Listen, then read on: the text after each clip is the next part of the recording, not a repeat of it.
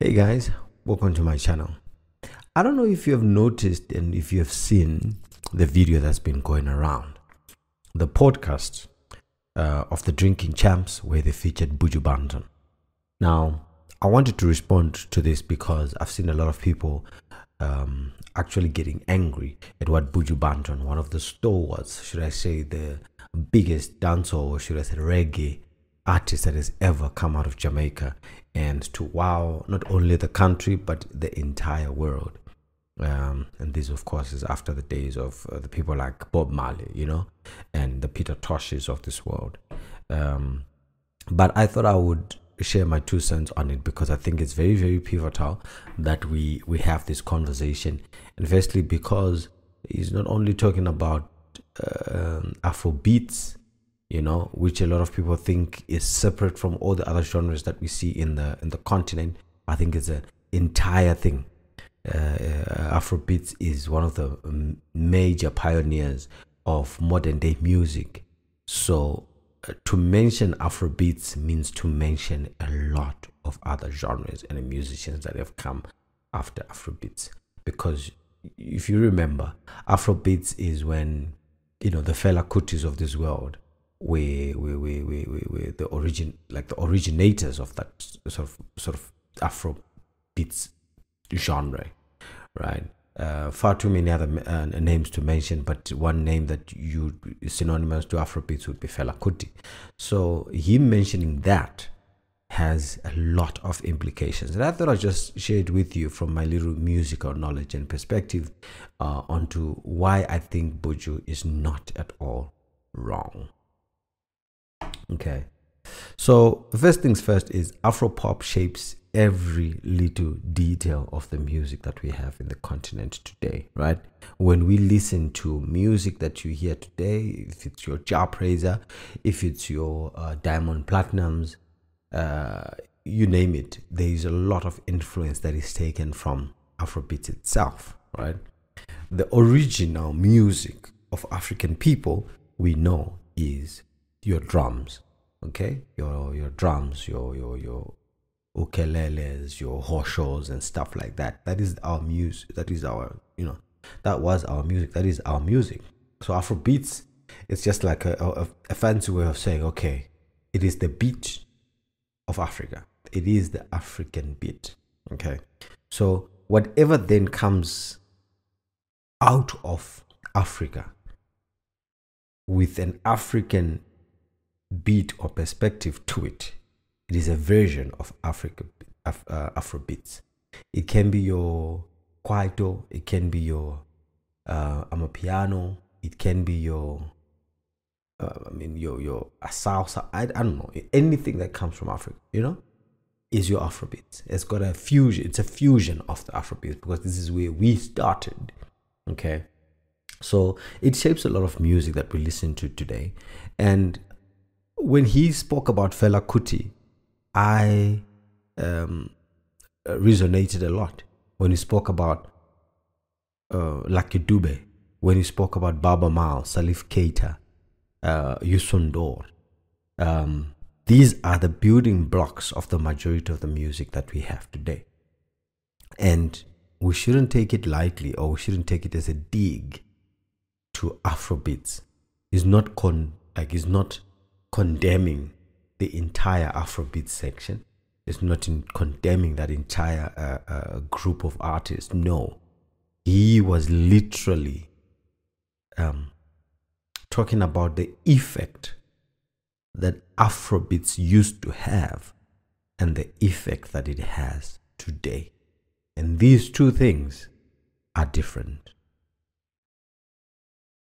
So, like I said, most music from Africa has its building blocks from Afrobeats. No matter which music you want to talk about, no matter which artist you want to look at, although some might think this is a very complex and complicated conversation, it's definitely not.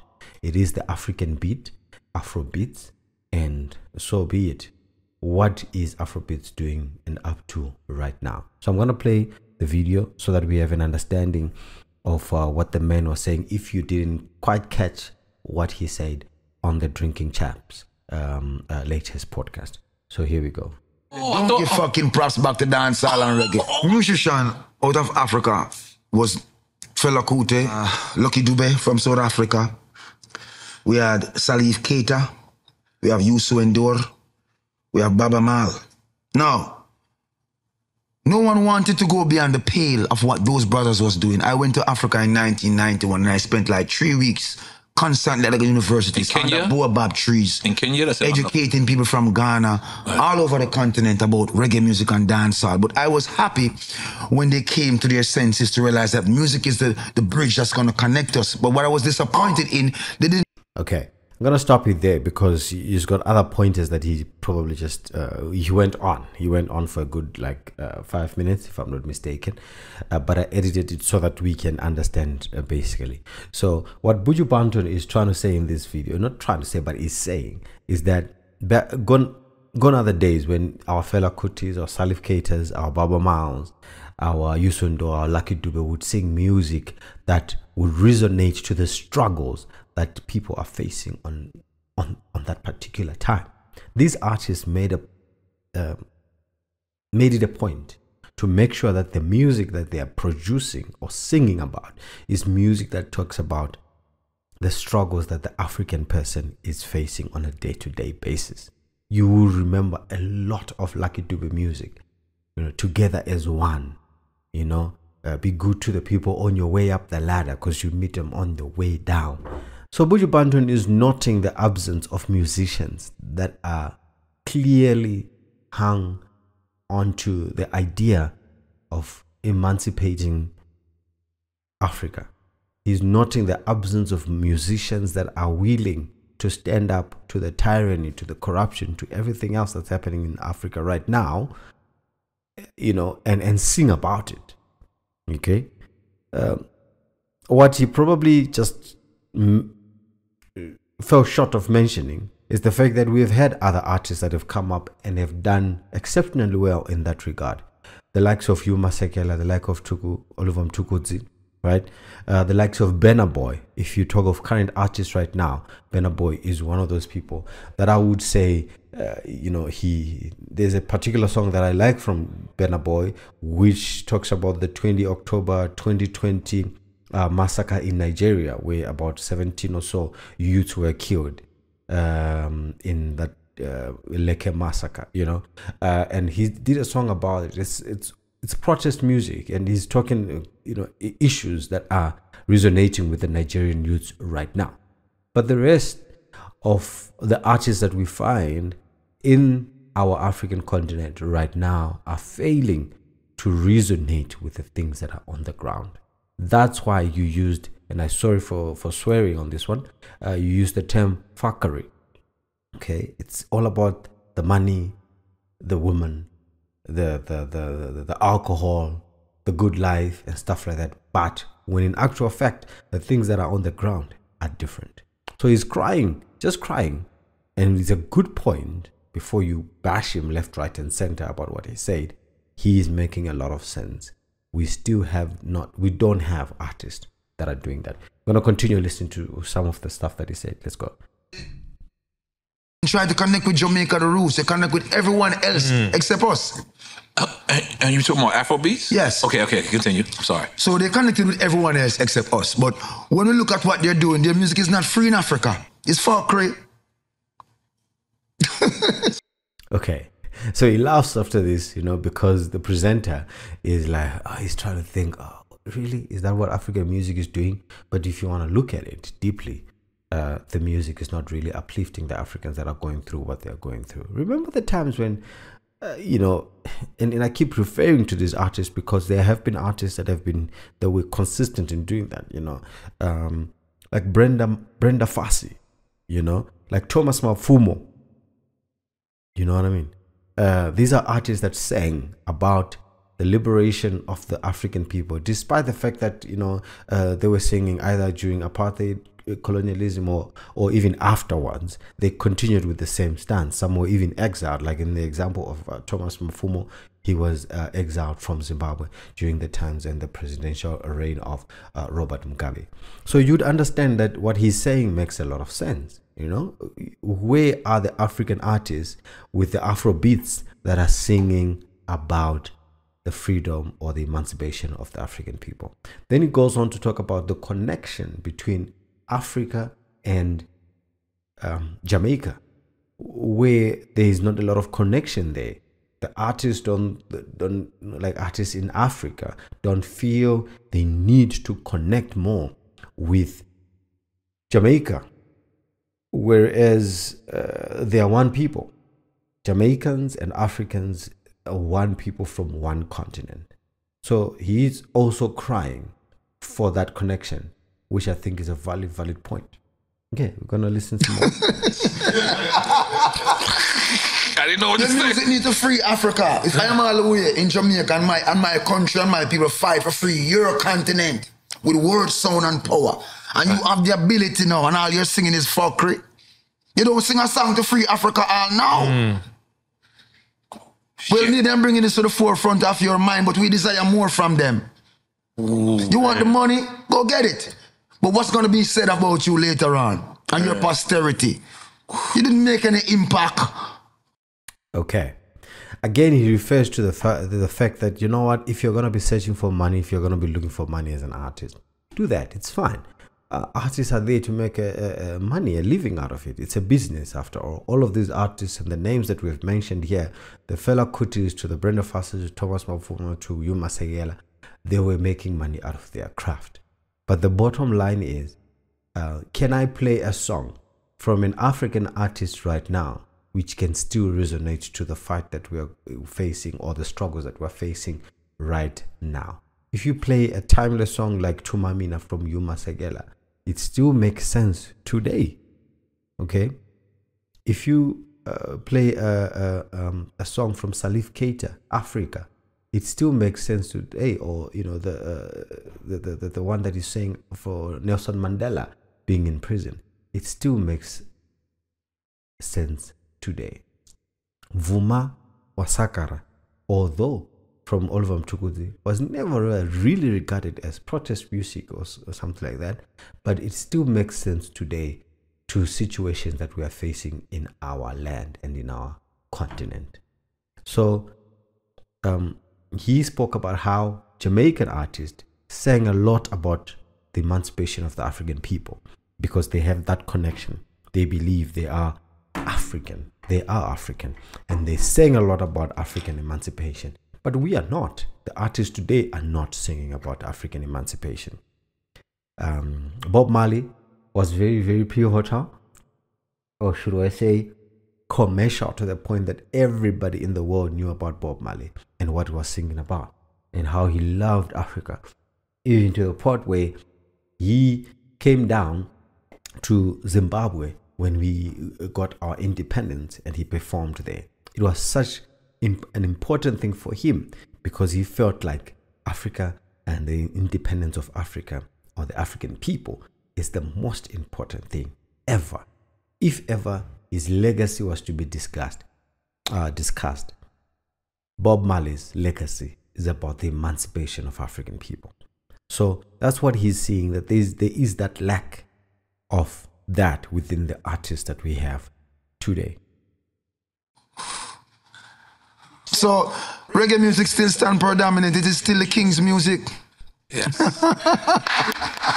Really listen to you. Let me ask you a question. Okay, yes, please. Amen. Tell me one Afrobeat song that can uplift us. Uplift us, take us from... Kenya is suffering. The young men of Kenya are revolting. South Africa is on Sudan, South Sudan, you name it. But which one of these songs can I relate to for a peace of mind to tell me that I'm in the struggle and we are going to be better in the struggle, and even though the struggle is hard, we're going to overcome? Listen. This guy dropped a lot of nuggets, and if you're not going to really listen to him like intricately, like the things that he said at this moment were like an eye opener to each and every artist, Afrobeat artist or artist that is from an African perspective. Tell me one song that can uplift us right now. You're talking of a song such as Africa, unite, 'cause we're moving from our, yeah, bashing the lyrics, but yeah. That Bob Marley song, Africa Unite. One song right now that talks about that. I Googled, I went to my musical library and I couldn't find anything.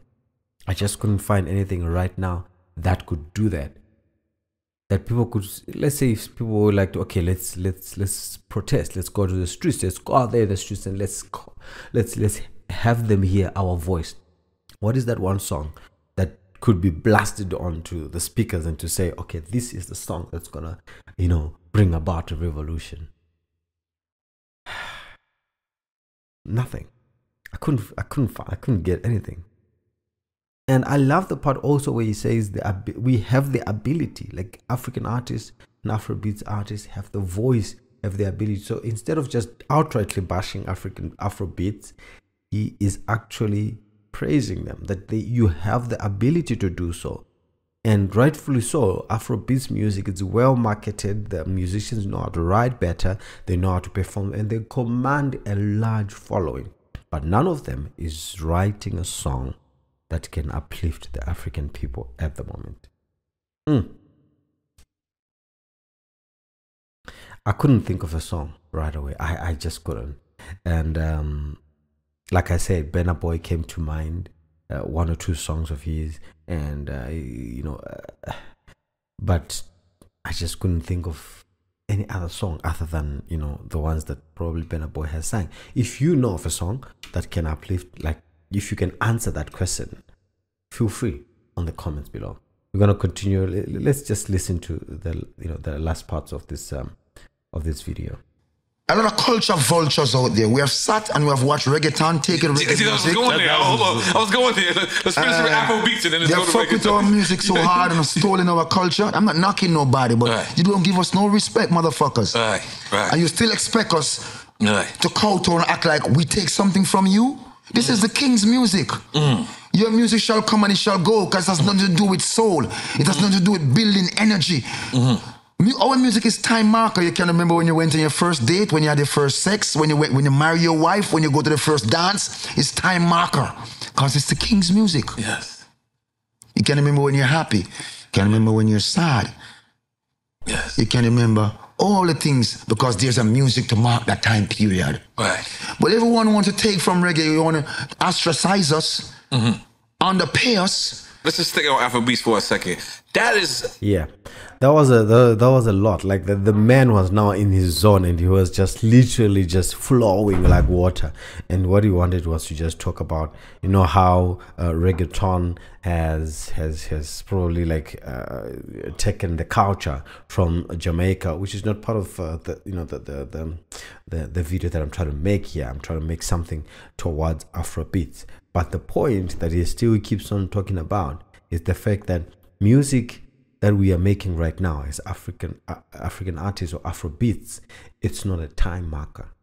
How are we going to know that this music was sang at the time when, during Marikana, the slaughter of people in Marikana? How are we going to know that this music was made at a time when there was a change of leadership in any country? How are we going to know that there was an uprising in Kenya? How are we going to know about the South Sudan? And because we are not writing about it. Time markers help us relate. When we hear music from America, the blues, jazz, or you name it, at a specific time you will know that music was sang at a time of oppression. You know what I'm saying? At a time when blacks were segregated and oppressed, slavery, all of that stuff. When you listen to specific music as well from this African Afrobeat stalwarts, like your Salif Keitas and your Sundus and etc., you'd find music that specifically talks for a specific time. I remember listening to this song where Youssou N'Dour was within amongst a lot of other artists, and they sang a song about the HIV/AIDS pandemic. Up to now, the moment that song comes up, I know they're talking about HIV and AIDS. You understand? So these are things that are lacking within the music. And Afrobeats artist or any African artist that is listening, that has the ear to listen and not to critique, this is a constructive criticism, can do well by just learning from what this guy is talking about. I'm just going to play the last 2 minutes of this video.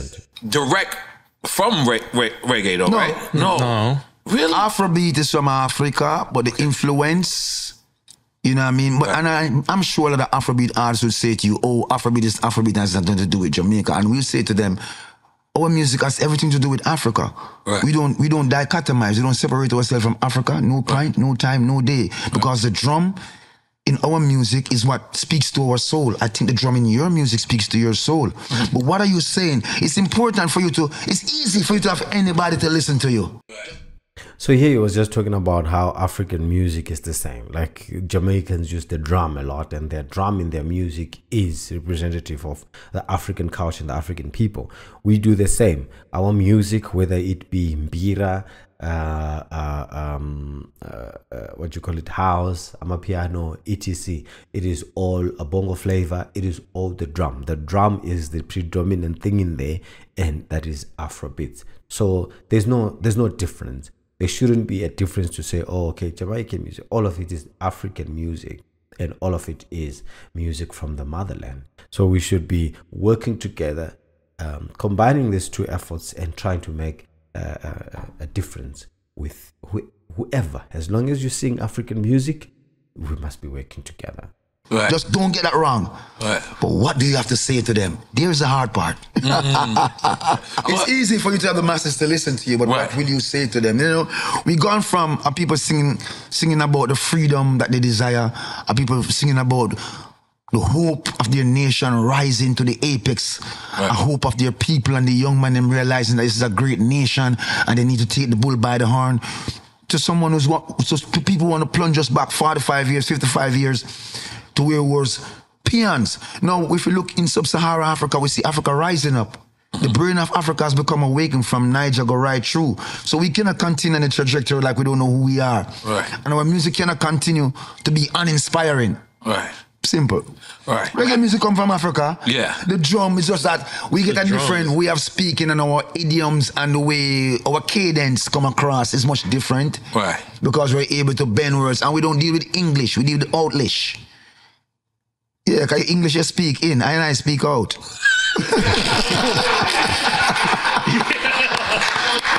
So that's where I'm gonna stop that video. But the essence of this whole video was just to let everybody out there who thinks Buju was just outrightly attacking Afrobeats. No, man, he wasn't. He's attacking the essence of Afrobeats, from where it started to where it is right now, right? Where we are going.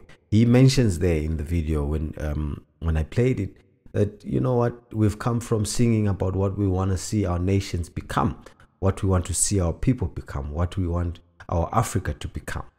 Just singing about, you know, things that don't matter anymore, right? That's not who we are.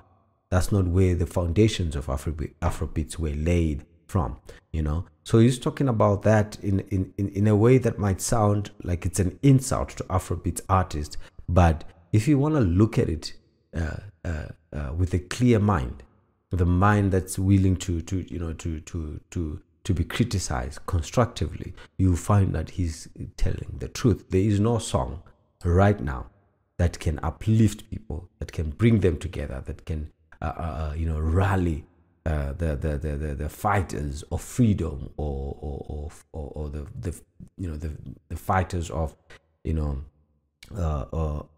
of the land, who are trying to get rid of things like corruption and all this ism. There isn't an artist that was dedicated to himself to say, I want to sing protest music. There isn't anymore, you know. And when he talks about the legacy, I always think about it with whatever I try and do. I want to leave something for my kids. I want to leave something for my society, for the community. I don't know if I'm doing the best that I can, but it's something that's always stuck in there. You know, leaving something is better than leaving nothing at all and having everything. You have everything, but you left absolutely nothing. Do you understand? And all people can think about was, oh, you know, he was fancy, he was flashy, or he was very good looking and well dressed and stuff like that. But at the end of the day, what is it that you have left a legacy, and what is it that you are doing that can actually bring a change in the community? Words to live by. If you want to listen to the entire podcast, you can do so. It's free on YouTube, but I thought I would give it up and pack it up for you very, very shortly and quickly. Buju apana chaka taura chakaipa. Natural fact, aitotukudzirita. Aitotudza takumanaga. Shandai bahasa.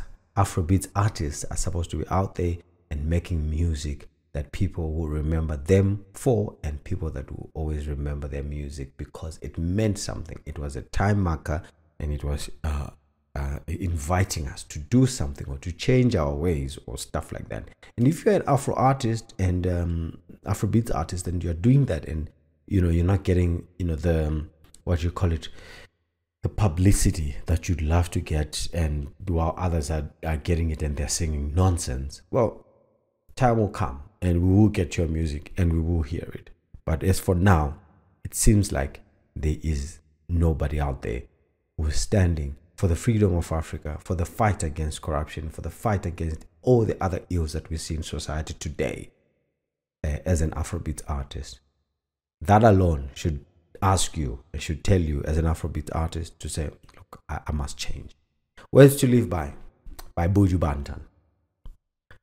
Tushilo.